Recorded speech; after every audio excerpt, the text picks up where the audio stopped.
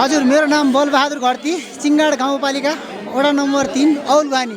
आज हामी विशेष गरी हाम्रो चाहिँ यो लक्ष्मी पूजा दिन हामीले मनाउने गर्दै आएको चाहिँ लक्ष्मी पूजा दिन यो भोसो कार्यक्रममा हामी चाहिँ वडा नम्बर 3 का सम्पूर्ण आदरणीय आमा बुवा दाजुभाइ तथा दिदीबहिनीहरू सम्पूर्ण जम्मा भएर रमाइलो गर्ने कार्यक्रम भइराखेको छ है। यो परम्परादेखि नै चलिआएको एउटा पुरानो रीतिरिवाज हो अनि रमाइलो भइरहेछ। यसमा चाहिँ कैसरी नाचहरू, पञ्चे बाजाहरू धुमधामका साथ चाहिँ हाम्रो चाहिँ प्रस्तुति भइराखेका छन् है त।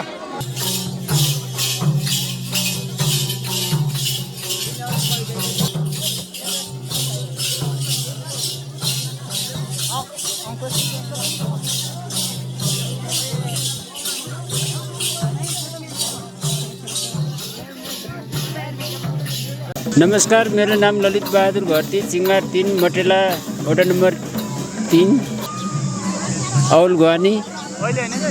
हाम्रो यो वर्षौँ दिनको एक वर्षमा एकचोटि भोसो फाल्ने कार्यक्रममा हामी सबैजना साथीहरू मिलेर, गाउँका समाजहरू मिलेर, हाम्रो बुढोपाकादेखि लिएर सानो भाइबिना केटाकेटी लगायत सम्पूर्ण बाजा गाजासहित पैँचरी नाचसहित भोसो फाल्ने काम गरिन्छ। अहिले चाहिँ मेरो बुवा हुनुहुन्छ, बुवाले भोसो सल्काउने काम गर्नुहुन्छ।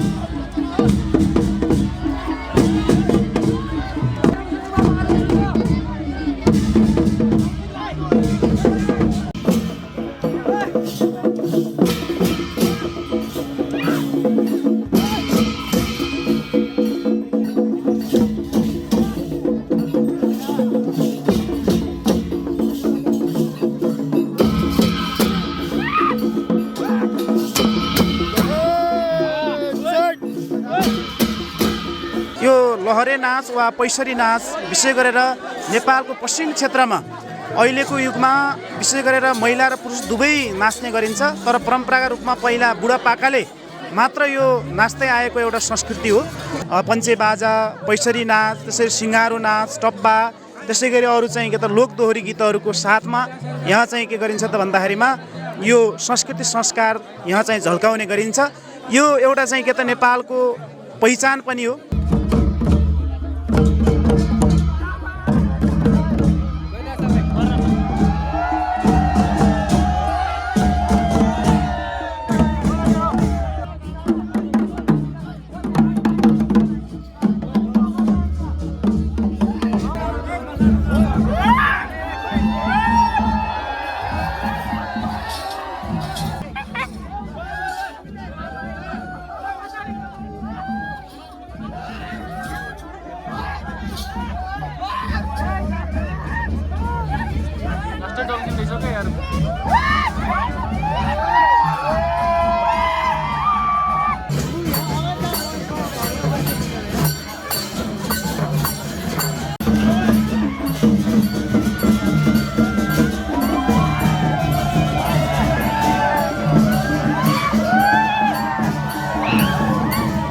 मेरो नाम अमरबहादुर घरती सिँगार 3 मेरो ठेगाना र यो हाम्रो परम्परा पुर्खाको यो पैँचारी नाचको एउटा वाद्यवादक पनि हुँ म र यो हिजो पुर्खादेखि हाम्रा बाजा बुवाहरूको गरिरहेको हेतु यो पैँचारी नाचलाई अब यो वाद्यवादकको तर्फबाट मैले आफ्नो सिपकला जति जे भए पनि सिकाइरहेको छु र अब यो हाम्रो संस्कृतिलाई पछिल्लो पिँढीमा अगाडि बढाउने हेतुले हामी लागिरहेका छौँ र हामीले जस्तै परम्परा पहिला रामको यो खेल भनेको रामको खेल पहिला रामले उठाएको खेल रहेछ।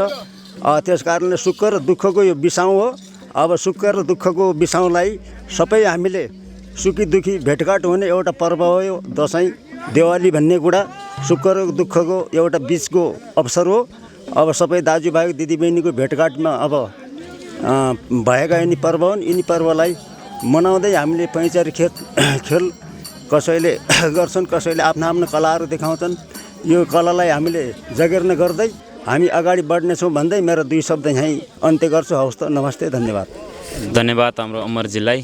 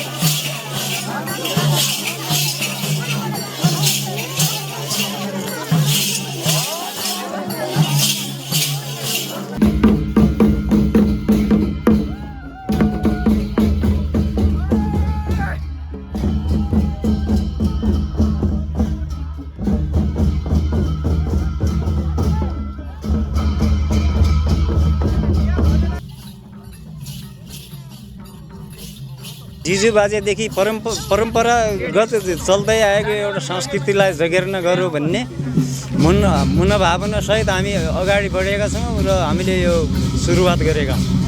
अब यसलाई कसरी चाहिँ अब पछिल्लो पुस्तामा कसरी हस्तान्तरण गर्ने, कसरी संरक्षण गर्ने, यसको बारेमा पनि थोरै भनिदिनु होला।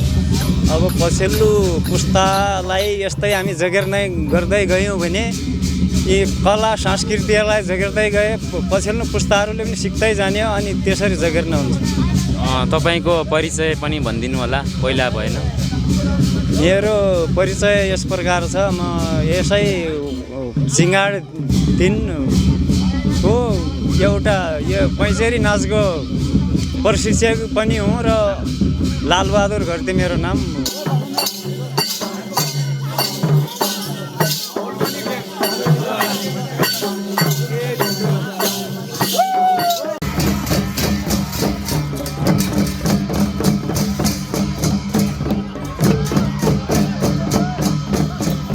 हामीले फेरि भने भेटै सकेको छ मान्छेहरू आयो।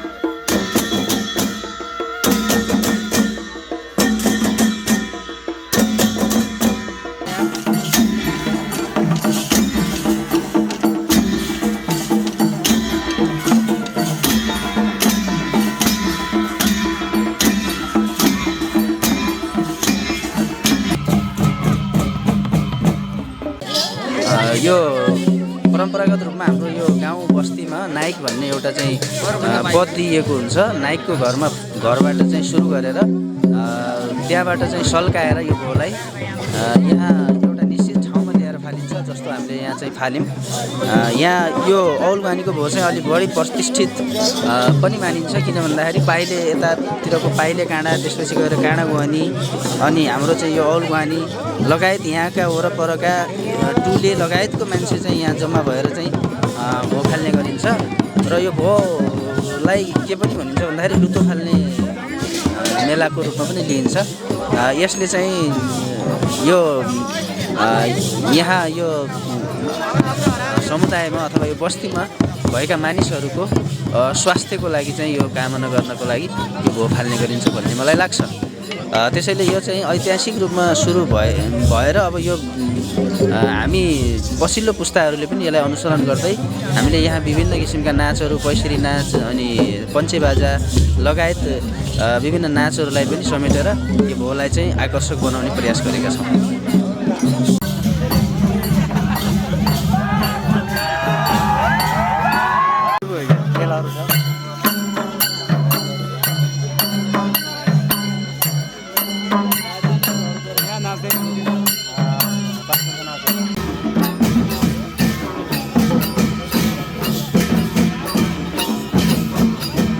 नमस्कार, मेरो नाम खडक बहादुर जीसी हो। म यो प्रावि सल्यान गाइराद्वारा आयोजना गरिएको यो पैसरी नाच सम्बन्धी यो वाद्यवादनको प्रशिक्षक पनि हो। अब बाजेदेखि माथि पुस्तासम्मलाई सिकाएर हामी नानीहरूलाई सहित सिकाएर यसलाई सदाबहार जगेर्ना गर्ने अपेक्षा राखेका छौँ।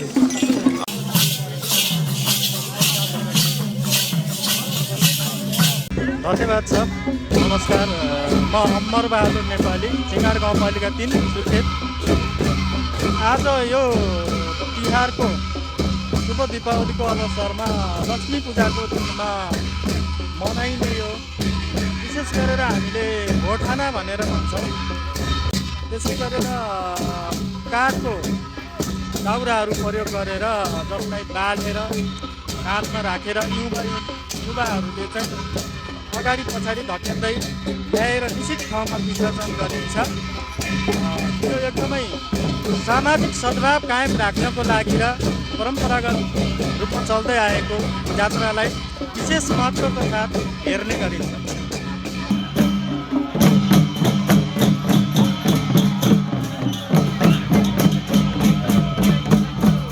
तपाईँको नाम भनिदिनु पर्यो। मेरो नाम तिलक केसी। तपाईँ घर यही ठाउँ हो? हजुर, यहाँ मात्र छ। ए, अनि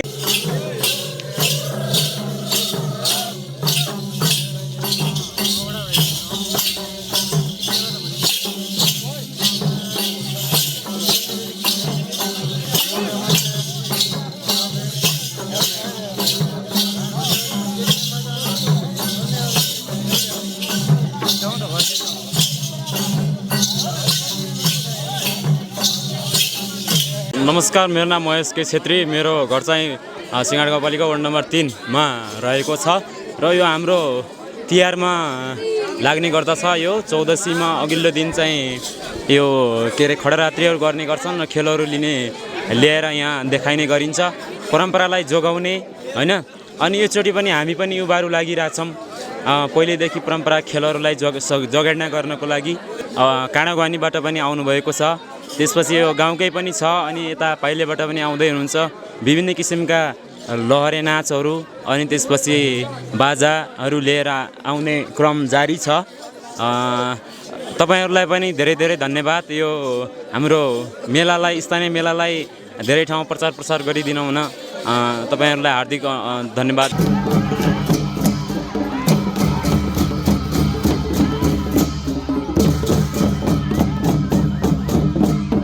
नमस्कार, मेरो नाम कृष्णबहादुर केसी, सिङ्गार गाउँपालिका वार्ड नम्बर 3। अनि तपाईँलाई यो भोटान कहिलेबाट थाहा थियो अनि कहिलेबाट हुँदै आएको थियो? तपाईँलाई कस्तो लाग्छ यो भोटान? यो भोटान भन्ने जात्रा चाहिँ परम्परागतदेखि चलिआएको हाम्रो एउटा संस्कृति भनौँ, तिहार जस्तै पहिलेदेखि चलिआएको एउटा तिहार हो। त्यसैले जस रमाइलो लागिरहेछ, पञ्चे बजार छ, त्यसपछि नाचहरू छ, खेलहरू छ, सबै ठिकै छ, जस राम्रै छ भन्नु। हस्, thank you. Thank you. Okay.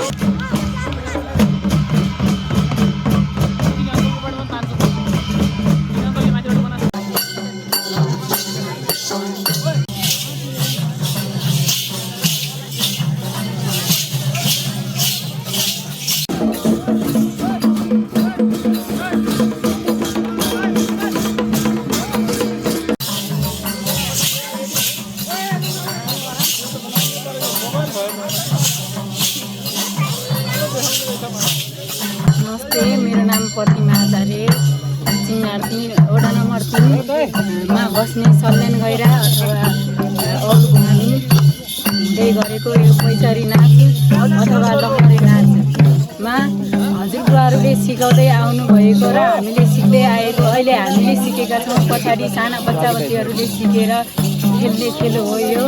हाम्रो पैँसेरी नाचको सम्पूर्ण प्रशिक्षक वाद्यवादकज्यू, सचिवज्यू, अध्यक्षज्यूहरूको कुराकानीलाई सुन्यौँ र यो परम्परादेखि चलिआएको कला र संस्कृतिको संरक्षण गरौँ र सबैजना एकजुट हौँ।